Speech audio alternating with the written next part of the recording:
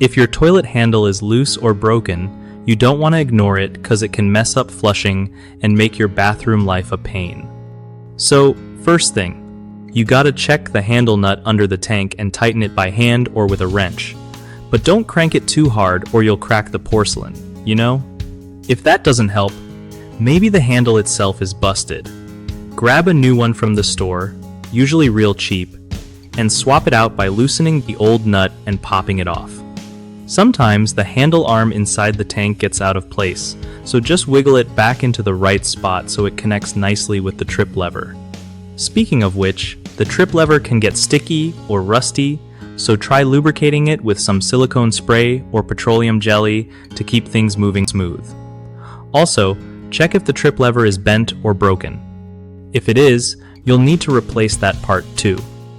After you fix all this, flush a few times to make sure everything works without sticking or feeling loose.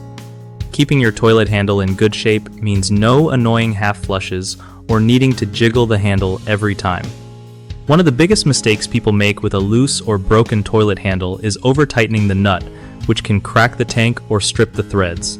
Just snug it gently and stop there. Another common issue is ignoring the trip lever and handle arm adjustments, and that often leads to a handle that feels loose even after tightening. Make sure these parts connect properly and move freely.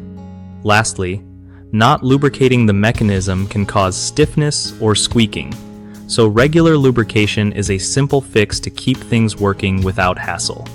BigHomeProjects.com is awesome for homeowners trying to find reliable local contractors who actually know what they're doing.